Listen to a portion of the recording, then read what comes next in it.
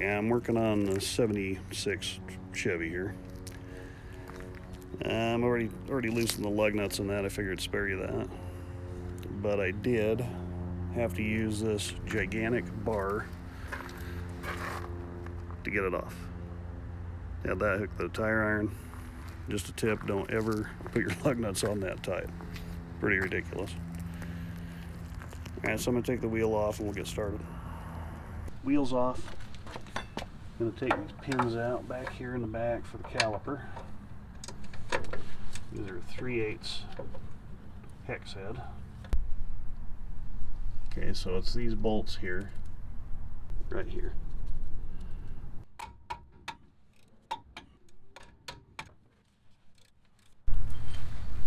Alright, so these are garbage. They're supposed to be shiny so the caliper can move back and forth. These will be being replaced. These will be replaced. Time for the caliper to come out. Sometimes they're a little rusty. It'll help to get out.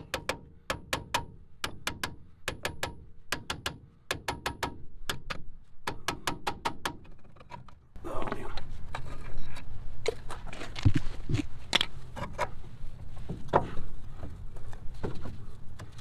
Let's get the hub cover off. That cotter key's got to be taken out. This little pin, which I'm sure everybody knows already. And I'm thinking I can just tighten it. I don't think the bearings are bad, but we'll check them out real quick.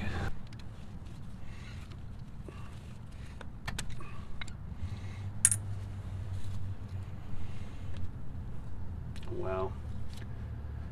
See how far that turned? Well, you know what? I'm just going to replace them.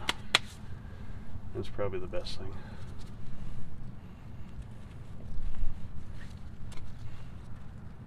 Alright, back to what I was doing. You remove the castle nut. That's what this is called, is a castle nut.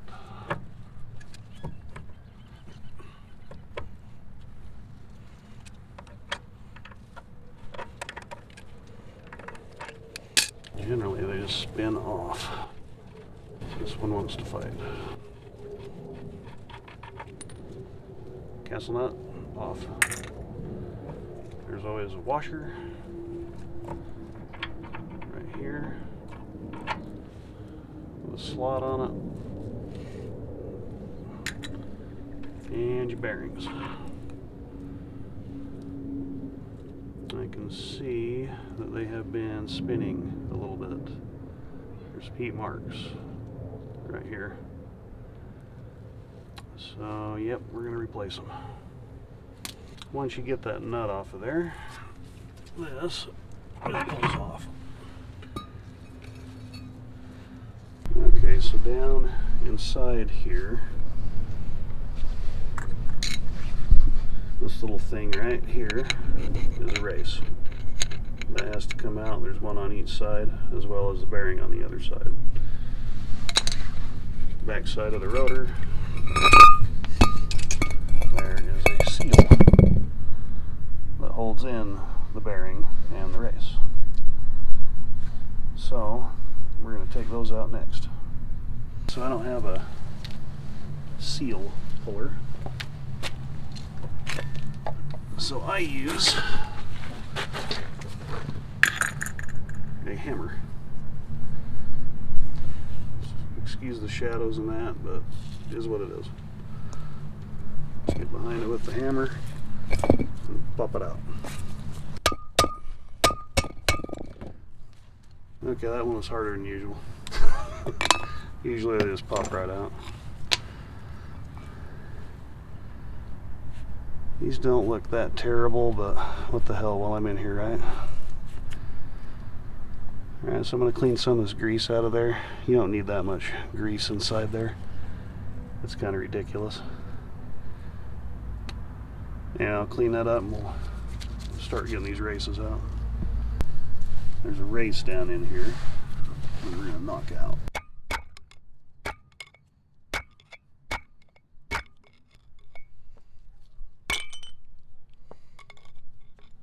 One.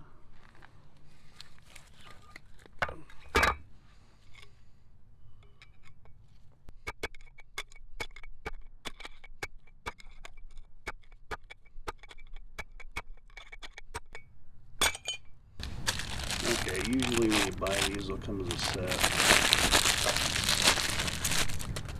Bearing end race. In this case, the front, or the outer, you had to buy the bearing and the race separately. This is just going to go right in there. Bearing and race and seal drivers. These here. You just have to make sure you get the right size. I'm pretty sure that's it right there. That will work. Now they go together. This just goes on the end here. And then the little bolt just goes in there to hold up. And you tap it in. There's already plenty of grease in there, so I think we're good that way. We can just get it started, then we'll go from there.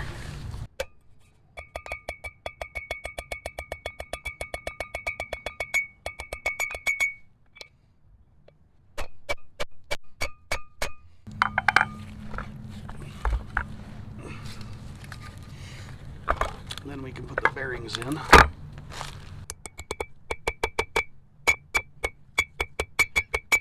It's not a hard job, it's just a little time consuming.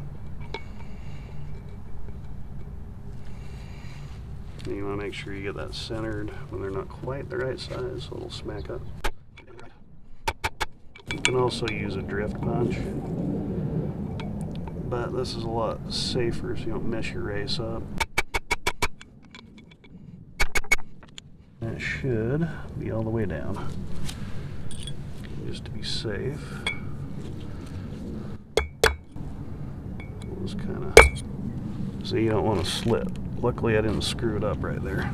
And you pack them, and you get a bunch of grease in your hand. And you've probably seen this a million times, but I'm going to do it anyway.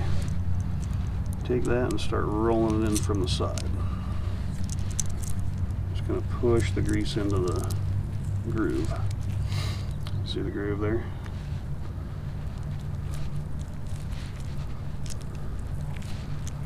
Every time I get a car, an older car, this is something that doesn't get done a lot.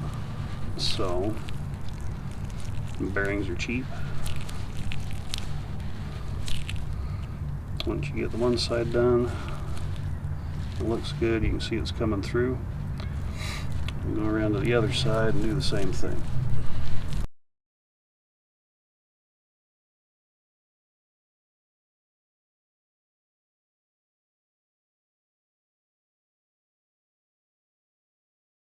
So, it's on there.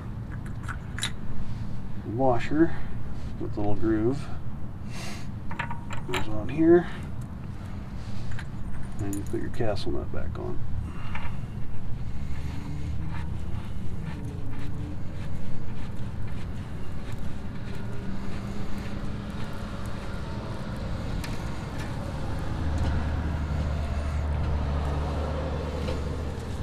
I like to tighten them up and then back them off a little bit, because they really should go till they stop. This rotor's not seated all the way. This will get me where I need to go. See how easy it is to turn.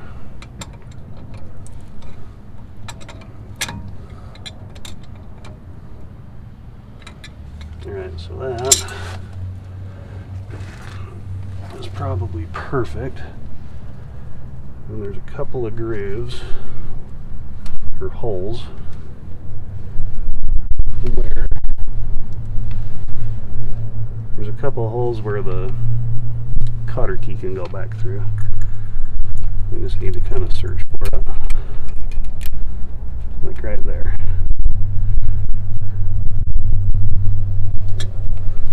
That's where it's going to go. So I want to make sure we're nice and, you don't want them too tight.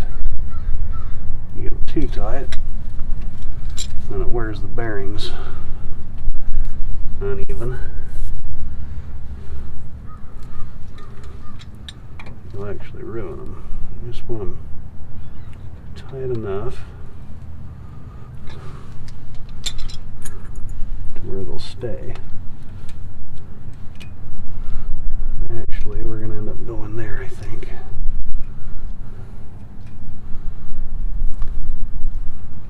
That's where we're going to go.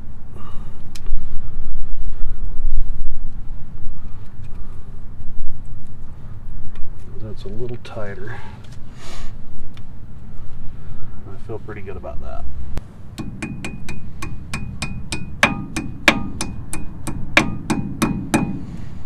It goes in like so. I usually don't reuse these, but this is still in pretty good shape, so why not? Just, oops. This keeps the castle nut from spinning.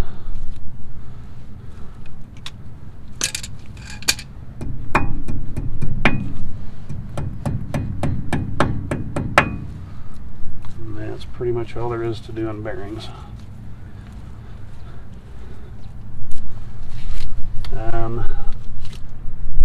Those caliper pins were junk, so I'm going to replace those. We'll kind of put it back together and see if that cured our issue. This was so loose, I think that's why it was shimmying. When you hit the brake, it was moving. So I think we're good now. I will clean this off with some brake cleaner. You don't want to put it back on, put your caliper back on there, it'll ruin the pads. And the car won't stop.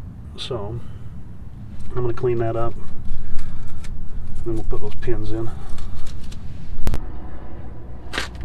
Okay, new pins.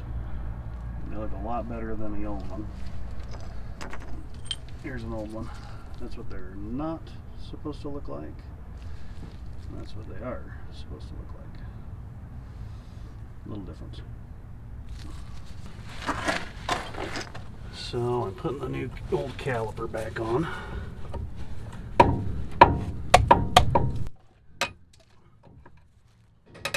Trying to anyway. And we'll put the new pins in. So go right through there like that.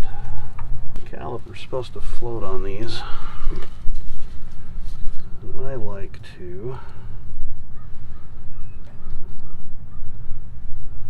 put a little bit of this stuff on, not a lot. This is just brake grease, and a little bit goes a long way. You don't need a bunch of it. The stuff just gets everywhere.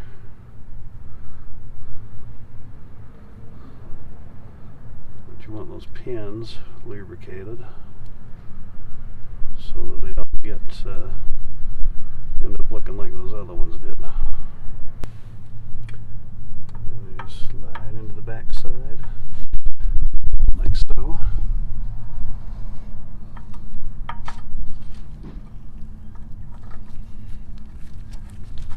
And that just screws in the back.